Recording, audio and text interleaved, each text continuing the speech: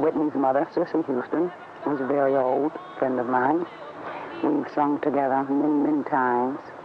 She has done a lot of background work with me and accompanied me on a number of dates.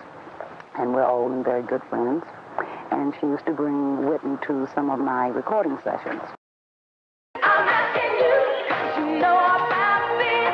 I saw the picture that they ran in the middle of her video, and then I read some of her stories, and I think that's lovely. It's fabulous that she's been influenced by me.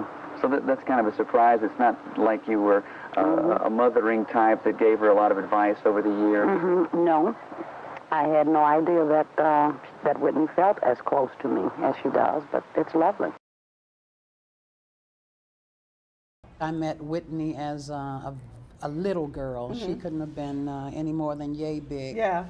Before we go any further, I would like to say I think you did a very good thing for Whitney in speaking in the way that you did at one point. It means a lot. Yes, it paid off. How's she doing now? She's doing very well. She's doing very well. Yeah, doing very well. Good. I would like to acknowledge the passing of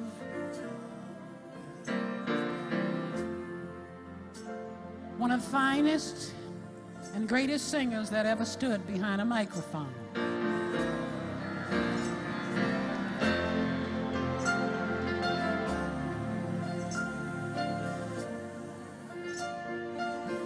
I speak of none other than Miss Whitney Elizabeth Houston. You will always remember her kindness, her grace, her smile, and her dynamic performances. But she's moved on up just a little bit higher now.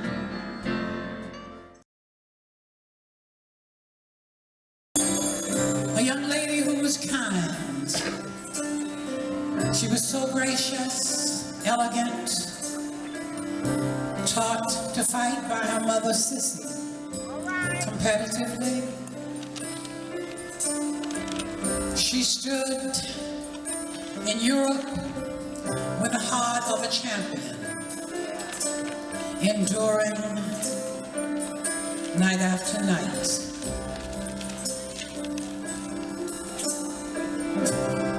Remembering Nippy.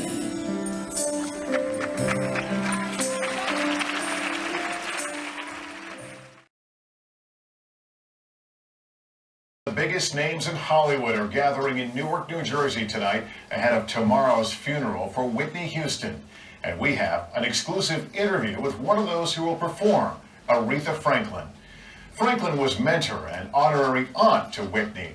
Now she opens up to Al Roker about Whitney's talent, the troubles that came with it, and what the legend was like as a little girl. When the news broke about this, we were all shocked. How did you hear?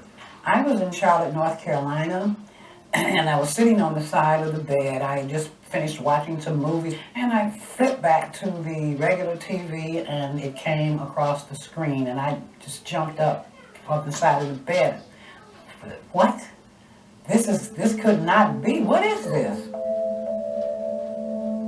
It's just so sad. It's hard to believe. It's really just hard to believe. Aretha Franklin knew Whitney Houston for more than 40 years. The Queen of Soul is a close friend of Whitney's mother, Sissy. Whitney called Franklin her mentor and idol. Franklin called her Nippy. Nippy was her pet name. Nippy. She always called me Aunt Ree, so I was Aunt Ree. Aunt Ree first met Nippy when Sissy brought her young daughter along for a recording session in the late 60s. She remembered her as a quiet girl. When was the first time you heard her sing? The first time I actually heard her sing was Saving All My Love for You. So I'm saving all my love for you. And when she hit the soprano, I said, oh, this little girl can sing. Okay. Sissy's baby can sing. Did you ever have any idea that this little girl would become this? Who knew? Who knew? No one could forecast the monumental success that she had. In 1989, Franklin and Whitney recorded It Isn't, It Wasn't, It Ain't Never Gonna Be, their only collaboration. She was a very exciting young artist. She had a lot of class, and she was one of the better singers, if not the best. Sissy taught her how to fight and how to be a fighter in this business. She just had it going on.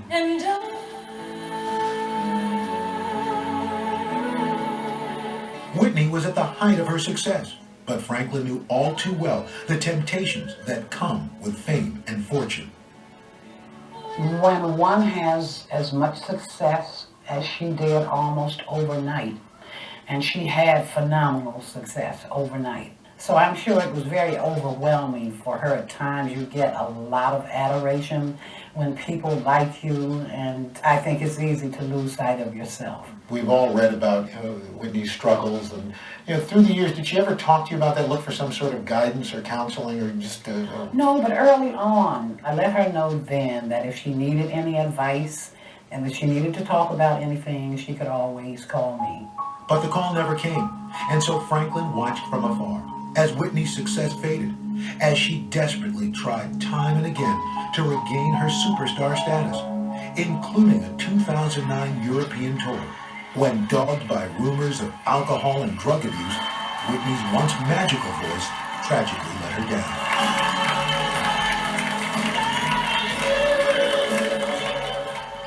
She had a number of difficult evenings in Europe. I watched that online myself. When you watched it, what did you think? I didn't like what I saw happening. The audience was, they were very rude. Oh, I'm sure that she was totally devastated by the time it was over. You know, when you're a singer and you can't sing what it is you want to sing, when you can't give the audience what you want to give, it's very disheartening. But Franklin says she saw something else in those scenes of anguish, that fighting spirit that her mother Sissy had instilled in Whitney. That was still there. She stood there, let me tell you, she stood there and she, with the heart of a champion, she went through it night after night. At the end of 2011, Franklin says she finally saw hopeful signs that Whitney could resurrect her career in a preview of Sparkle, the movie Whitney had executive produced and starred in. She looked fresh, she looked healthy, and she looked gorgeous. And I thought, yes, she has conquered her challenges and she's on the way. She was on the verge of a comeback. And then, February 11th, 2012. Do you think about what her legacy is going to be? I mean, here, this collection of just unbelievable songs. Yes, certainly her body of work is going to go on for generations to come. From generation to generation, that definitely would be her legacy. But, again, there's this ending. Do you think that tarnishes it at all or takes away from it? No, I don't. I don't think that we should focus on the challenges that she had, because in some way we all have challenges from time to time. Look at the character of the person and the character of the woman.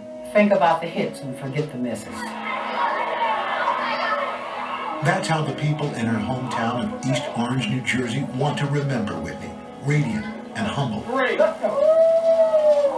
Like she was when they renamed her elementary school in her honor in 1997. A superstar who had not forgotten where she came from. How are you going to remember her? As an adorable young lady, as Sissy's baby, a great artist, a very kind and giving person, very sensitive young lady. Franklin will pay tribute tomorrow at Whitney's funeral at New Hope Baptist Church. Is it kind of ironic that it comes full circle back to New Hope Baptist Church? Well, that is where Sissy wanted the service to be. Sissy decided that that was where Nippy was brought up, singing, found her voice in the church. You'll be singing at the funeral. Mm-hmm. How difficult is that going to be for you? It's not going to be easy. I can tell you that. It's not going to be easy. But Sissy asked me to, and I'm just going to try to do my best. And when she sings, Franklin believes, Whitney will smile from above, the way she always did when a song filled her heart. She had this little twinkle in her eye, though. She didn't just smile with the lips. She had this little twinkle in her eye. Since it happened, I wrote a little something with that in mind. And that was, twinkle, twinkle, superstar, we don't wonder where you are. Up above the world so bright, like a diamond in the night. Twinkle, twinkle, she stood alone. I can't believe that she's gone.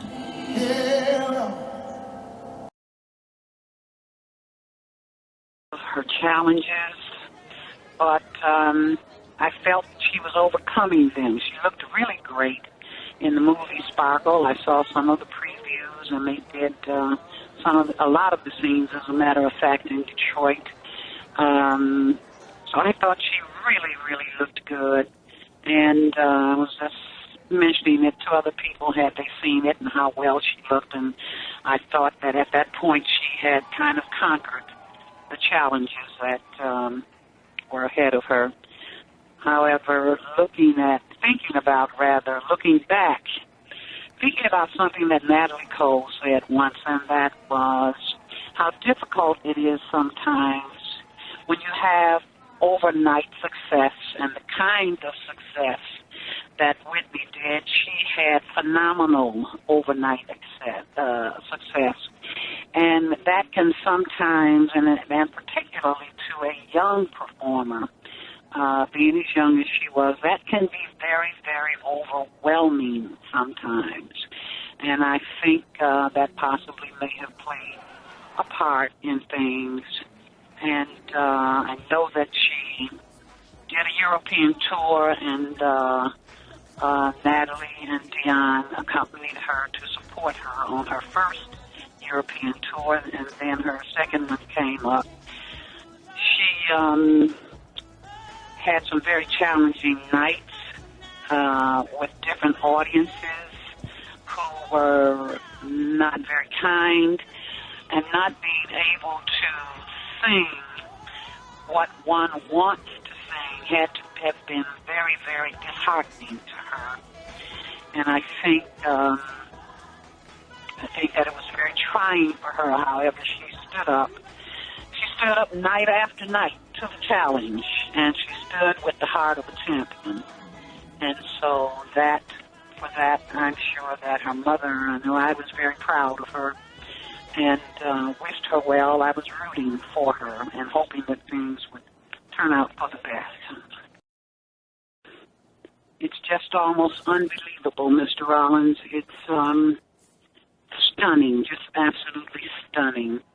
I could not believe what I was reading on coming across the TV, and I was not sure that it was true. I just didn't know what to think about it to begin with, but it's a sad day. It's a very sad day. Have you talked to her mother, Sissy, and if so, how is she coping? Sissy is holding up fairly well, but you can hear her heart is broken, and the tears in her voice, you can hear that. But she's doing the best that she can do, and holding on. Now, since your new album is about divas, I wanted to sort of throw out a few names of divas and sort of get your one-word reaction, sort of get your impression of various singers. So, Whitney Houston. Whitney was a talent, definitely a talent. She had a gift. And Sissy's baby.